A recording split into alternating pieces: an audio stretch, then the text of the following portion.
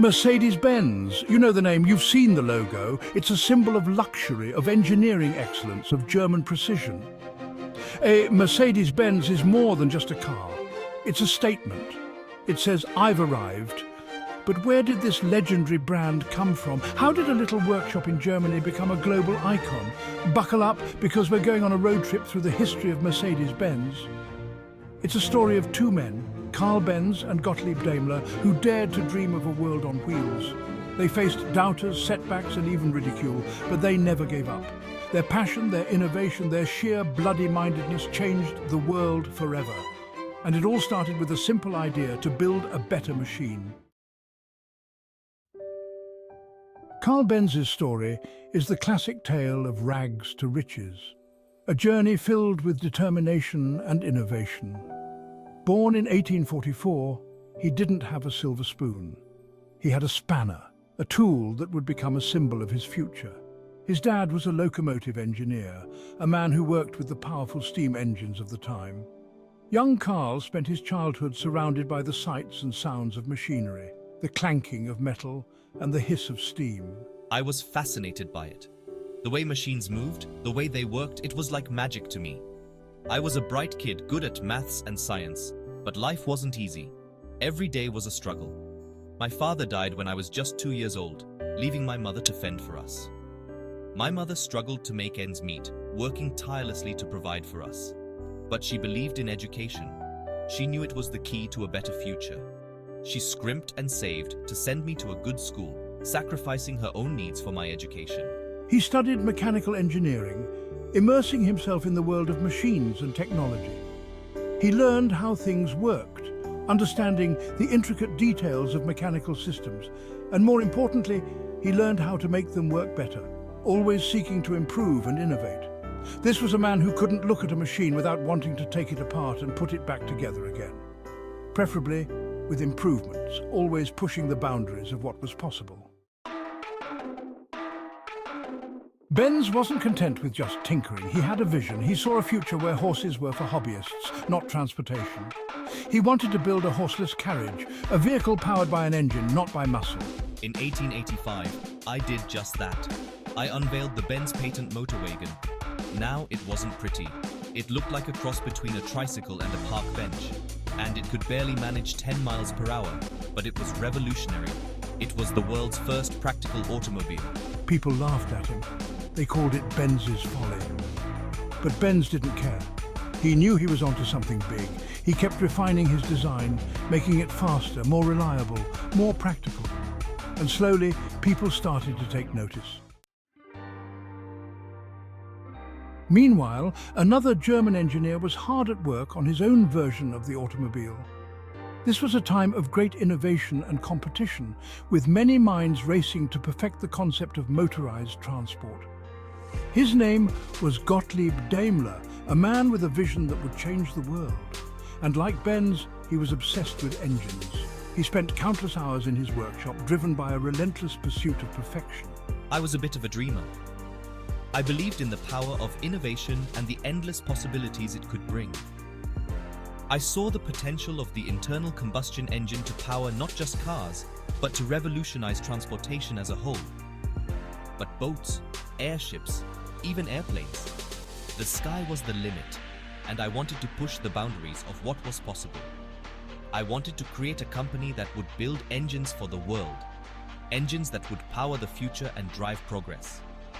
He teamed up with Wilhelm Maybach, a brilliant engineer who shared his vision. Together they formed a partnership that would become legendary. Together they developed a lightweight, high-speed petrol engine. This was no small feat, as it required innovation and precision. This engine was a game changer. It was unlike anything the world had seen before. It was powerful, compact and efficient. It set new standards for what an engine could be. It was the heart of the automobile revolution. This engine would drive the future of transportation. We knew we were onto something big. The potential was limitless, and we were just getting started. This engine wasn't just for cars. It was a versatile powerhouse that could be adapted for various uses. It was for anything that needed power, from industrial machines to personal transport. This engine was the key, and it was going to change the world. The impact of this innovation would be felt for generations to come, shaping the future in ways we could only imagine.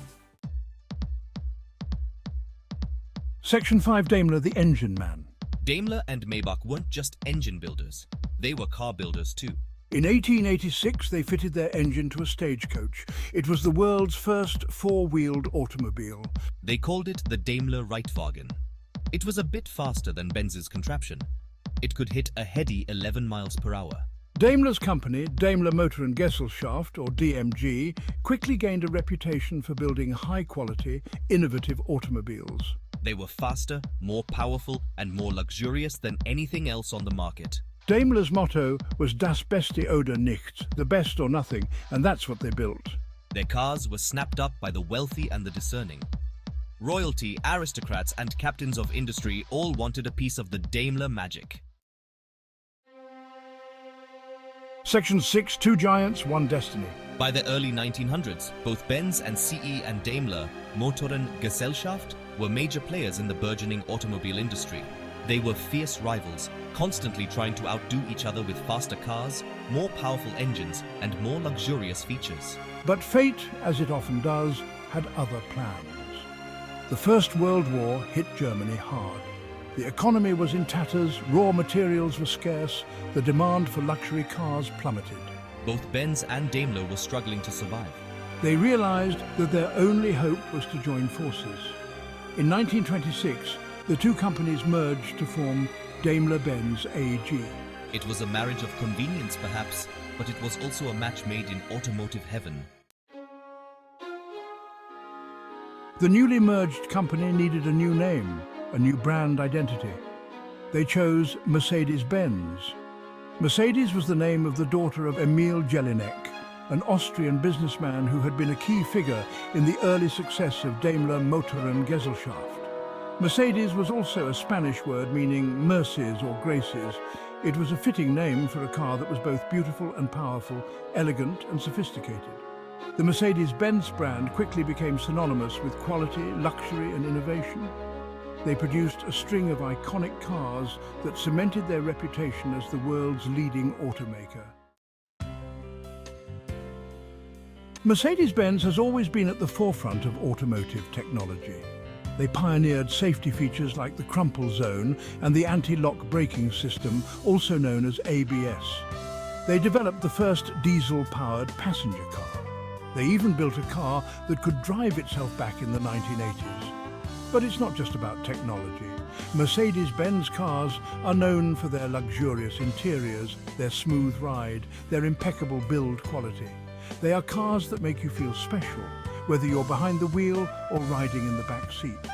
From the iconic 300 SL Gullwing to the luxurious S-Class, from the sporty SLK Roadster to the rugged G-Wagon, Mercedes-Benz has a car for every taste and every budget, well, almost every budget.